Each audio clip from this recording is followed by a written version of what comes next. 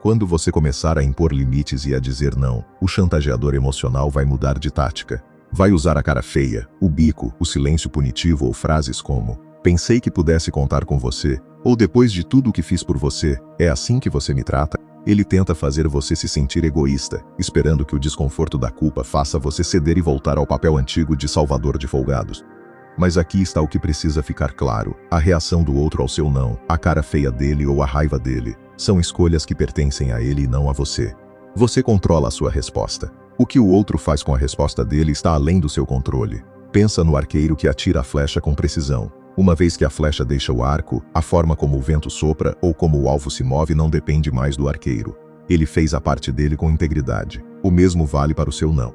Se você respondeu com educação e firmeza, a chateação ou a culpa que o outro tenta jogar em você são flechas que não devem encontrar espaço no seu escudo. A culpa só entra na sua mente se você aceitar o papel de culpado. E você não precisa aceitar esse papel. Pensa em como você reage se alguém tentar invadir a sua casa ou colocar a mão na sua carteira para pegar o seu dinheiro. Você reage na hora, fecha as portas com chave, briga e defende o que é seu com unhas e dentes. Mas repara em como você trata o seu tempo. Você distribui as suas horas de graça para qualquer intruso que bate na porta. Aceita reuniões inúteis. Ouve fofocas de 2 horas no telefone. Resolve tarefas que os outros deveriam fazer. Sêneca escreveu sobre essa contradição absurda. Somos extremamente pão duros com o nosso dinheiro, mas absurdamente generosos com a única coisa onde a avareza seria justa: o tempo. Cada hora que escorre do seu dia pertence ao passado e nunca mais retorna. Me conta aqui nos comentários, em que área da sua vida você sente que distribui o seu tempo mais do que deveria? Trabalho, família, amigos. Uma frase é suficiente. Eu leio cada comentário. Existe um tipo de sofrimento que não é seu, mas que você insiste em carregar: a irresponsabilidade alheia. É o parente que gasta tudo que ganha em farra e depois vem pedir dinheiro da conta de luz emprestado. O colega que procrastina o dia inteiro e depois quer que você termine a tarefa dele. O amigo que vive se metendo em confusões e espera que você limpe a sujeira dele. Eles criam o caos, mas esperam que você pague a conta. Musônio Rufo, o estoico conhecido por treinar o caráter de forma rigorosa, ensinava que apoiar a negligência e o vício dos outros não é bondade, é tolice. Quando você resolve os problemas que os outros criaram por pura preguiça ou falta de juízo, você impede que eles cresçam. Você vira a muleta de quem escolheu não andar com as próprias pernas. Imagine um andarilho que decide encher a própria mochila de pedras pesadas no meio da trilha por pura teimosia. Depois de alguns quilômetros, ele começa a reclamar do peso e exige que você carregue a mochila dele. O andarilho criou o fardo, mas quer que você sinta dor nos ombros. Carregar essa mochila não é caridade. É cumplicidade com a tolice dele. A ferramenta para filtrar o que é seu e o que não é seu é a pergunta da responsabilidade original. Quando alguém vier te pedir ajuda para resolver um problema urgente, pergunte a si mesmo: quem plantou a semente desse pepino? Fui eu ou foi a falta de juízo dele? Se o problema for fruto direto da preguiça ou da irresponsabilidade dele, responda com firmeza e deixe que ele resolva a situação sozinho. Deixe que a colheita seja de quem plantou a semente. Essa é a única forma de ensinar o outro a respeitar o próprio caminho. Herócles, filósofo estoico do século I, explicava que o nosso primeiro dever moral é com a nossa própria integridade mental e com a manutenção do nosso centro racional. Se você destrói a sua própria paz para evitar o desconforto do outro, você está traindo a sua natureza. E trair a natureza tem custo. O custo é o cansaço crônico de carregar o que não é seu. O custo é a vida travada enquanto você resolve o que não criou. O custo é acordar sem energia para o que genuinamente importa, porque gasto tudo no que não deveria ter sido seu. A desintoxicação da culpa começa com uma prática simples. Quando sentir a culpa bater na porta após dizer não, repita mentalmente: a minha resposta foi justa. A reação do outro é problema dele. E siga o seu dia. Não mande mensagens de desculpas mais tarde. Não tente compensar o outro com agrados. Não volte atrás. Deixe que o chantageador lide com a própria frustração no silêncio dele. A culpa só tem poder se você continuar abrindo a porta para ela. Parar de se desgastar para agradar folgados não é egoísmo. É uma questão de dignidade e sobrevivência mental. A filosofia dos antigos não serve para ser discutida em conversas de bar ou para ficar guardada num caderno pegando poeira. Ela é feita para o momento exato em que o chantageador emocional faz cara feia e você escolhe, com a mente limpa, sustentar o seu não. Marco Aurélio não governava o maior império do mundo agradando todos. Governava com clareza sobre o que tolerava e o que não tolerava. E essa clareza era o que o tornava respeitado, não a disponibilidade restrita. A regra da pausa de 3 segundos muda o jogo. Da próxima vez que alguém vier te pedir um favor que você sabe que vai te prejudicar, não responda na hora. Respire fundo por 3 segundos e diga apenas: vou olhar minhas pendências e te dou uma resposta até o final do dia. Esse tempo extra quebra o impulso automático de agradar e te dá o espaço necessário para planejar a sua resposta com a razão e não com a culpa. Antes de aceitar um pedido que vai sugar o seu descanso, faça uma conta fria. Eu trocaria 2 horas do meu descanso de domingo com os meus filhos para fazer essa tarefa por essa pessoa? Se o favor custar mais do que o seu próprio bem-estar, a resposta racional é uma só: recusar. Epicteto deixou uma reflexão que resume tudo. Se alguém entregasse o seu corpo ao primeiro que passasse, você ficaria com raiva. Mas você entrega a sua mente para qualquer um que queira te manipular, deixando que ele te controle. A partir de hoje a sua postura muda. Você deixa de ser o tapete onde todo mundo limpa a sujeira dos pés e passa a ser o mestre da sua própria rotina. Deixe que os outros carreguem o peso das próprias escolhas enquanto você foca em dar os seus passos em paz. A chantagem emocional tem uma estrutura específica que vale reconhecer antes de vivenciá-la, porque reconhecer em tempo real é o que permite não reagir no automático. A estrutura é: pessoa pede, você recusa, pessoa demonstra sofrimento ou indignação, você sente culpa, você cede. O ponto de ruptura é entre o sofrimento demonstrado e a sua culpa. Porque o sofrimento que o outro demonstra pode ser real ou pode ser estratégico, mas em nenhum caso é responsabilidade sua aliviar essa dor às custas da sua própria paz. A dicotomia do controle estoica, a divisão entre o que está e o que não está sob o seu controle, tem uma aplicação imediata para cada momento de chantagem emocional. A cara feia do outro não está sob o seu controle. O que ele pensa de você depois do não está sob o seu controle. O que está completamente sob o seu controle é se você responde ao pedido e como você responde. E quando você foca a energia apenas no que está sob o seu controle, a chantagem perde o mecanismo que a faz funcionar. Existe algo sobre a mochila do andarilho teimoso que captura uma verdade importante sobre a dinâmica do fardo alheio. O andarilho não chegou ao peso por acidente. Escolheu colocar as pedras. E agora está pedindo para você carregar as consequências de uma escolha que não foi sua. A compaixão genuína pode reconhecer que ele está sofrendo com o peso. Mas compaixão genuína não é a mesma coisa que aceitar carregar o que ele criou. Compaixão pode dizer: vejo que você está pesado, mas esse peso é seu de carregar. O problema com ceder ao chantageador emocional não é apenas o custo imediato de fazer o que não queria, é o que você está ensinando sobre como se relacionar com você. Cada vez que você cede depois de uma cara feia, você está ensinando que cara feia funciona. Que a pressão emocional tem resultado. Que o padrão que o chantageador usa é eficaz, e ele vai usar de novo, e cada vez com um pouco mais de intensidade, porque aprendeu que precisa aumentar a pressão para conseguir o que quer. A autossuficiência que Musônio Rufo ensinava como base de uma vida livre não é isolamento, é a capacidade de não precisar da aprovação alheia para tomar as decisões que protegem a sua integridade. Você pode ser profundamente conectado com as pessoas ao redor e ainda assim ter clareza sobre onde começa e onde termina a sua responsabilidade. Conexão genuína não exige que você resolva o que os outros criaram. Exige presença, atenção, cuidado. Mas não exige que você carregue o que não é seu. A pergunta da responsabilidade original tem uma dimensão que vai além da situação imediata. Quando você a pratica regularmente, começa a perceber padrões. Certos pedidos vêm sempre das mesmas pessoas. Certos tipos de emergência se repetem porque as causas raiz nunca são endereçadas. E a razão pela qual não são endereçadas é que sempre há alguém, frequentemente você, que aparece para resolver o sintoma antes que a pessoa precise enfrentar a causa.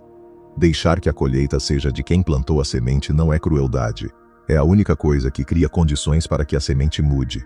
Existe algo sobre o custo do sim automático que raramente é contabilizado claramente. Cada sim desnecessário tem um custo em tempo, que é irrecuperável. Tem um custo em energia, que poderia ter ido para o que é genuinamente seu. E tem um custo em identidade. Cada vez que você age contra o que sente ser certo, você está praticando uma forma de autoabandono. E o autoabandono repetido ao longo do tempo tem um preço que vai muito além do cansaço. É a sensação gradual de não saber mais o que você genuinamente quer, porque passou tanto tempo querendo o que os outros precisavam. E a libertação que o não genuíno produz não é imediata. Nos primeiros momentos depois de recusar com firmeza, pode aparecer desconforto. A sensação de que deveria ter cedido, a preocupação com o que o outro está pensando, isso é normal. É o sistema nervoso recalibrando para um padrão diferente. O que vem depois, quando o desconforto passa e a decisão se sustenta, é diferente. Uma qualidade específica de integridade que vem de ter agido de acordo com o que você genuinamente pensa e sente. E essa integridade se acumula. Vira confiança em si mesmo, vira a certeza de que você pode confiar na sua própria palavra. A conversa sobre o fardo alheio tem uma nuance importante que merece ser nomeada. Não todo pedido de ajuda é fardo alheio. Existem situações onde a pessoa genuinamente precisa e onde a sua ajuda é um ato real de cuidado.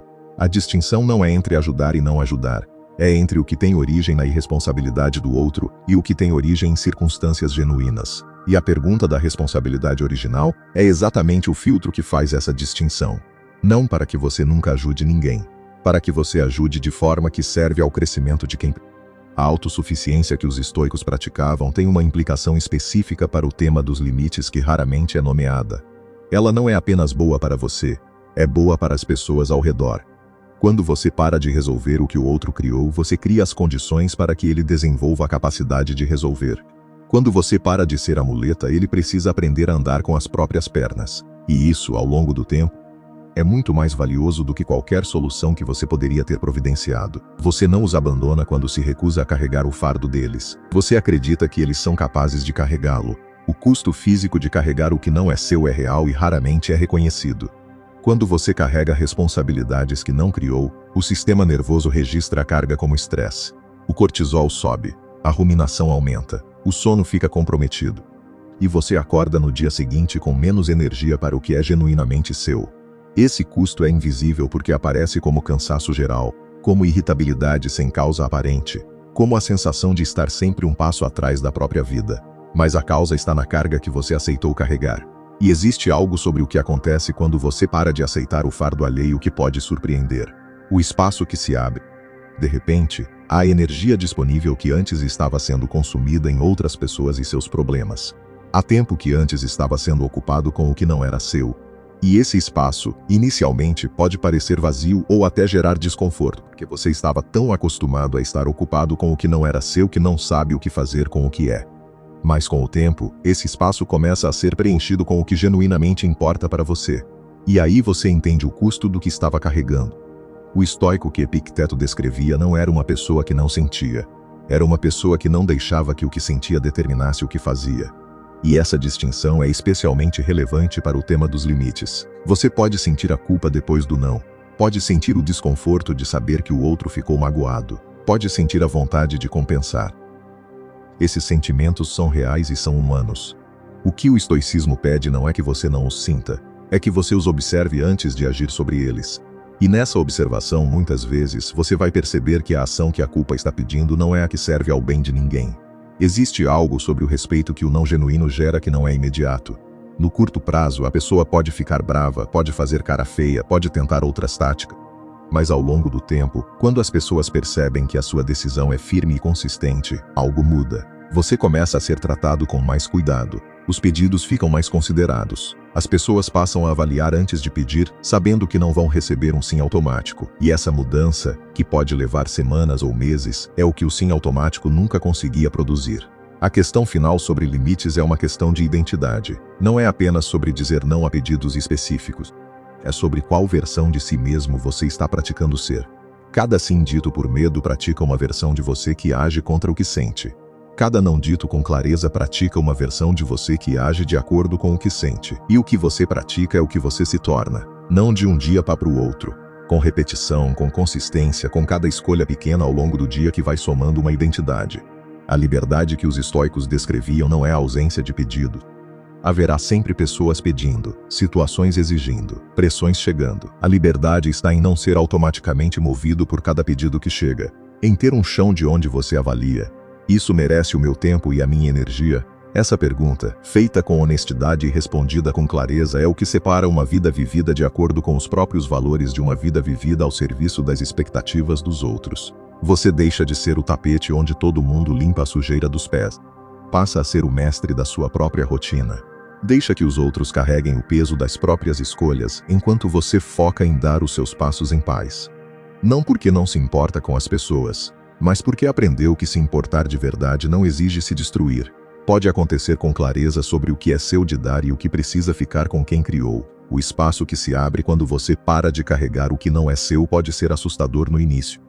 Porque você estava tão acostumado a estar ocupado com os problemas dos outros que a ausência desses problemas parece um vácuo. Mas esse vácuo não é emptiness, é disponibilidade. Disponibilidade para o que genuinamente importa para você. Para os projetos que ficaram em segundo plano. Para as relações que mereciam mais atenção. Para o descanso que o corpo precisava. E quando esse espaço começa a ser preenchido com o que é genuinamente seu, você entende o custo do que estava carregando. A frase que Epicteto deixou sobre entregar a mente para quem quer te manipular tem uma aplicação imediata para cada sim dito por medo. Quando você diz sim por medo de cara feia, você está entregando o controle da sua mente para quem fez a cara feia. Você está deixando que o estado emocional do outro determine o seu comportamento. E isso é exatamente o que o estoicismo define como não liberdade, ser movido por forças externas. A liberdade começa quando você deixa de ser movido automaticamente pelo que o outro sente e começa a agir a partir do que você genuinamente pensa. E a paz que vem do não genuíno não é a paz da ausência de conflito, é a paz da congruência. Quando o que você diz, o que você sente e o que você faz estão alinhados, há uma qualidade de descanso interno que o sim automático nunca pode oferecer.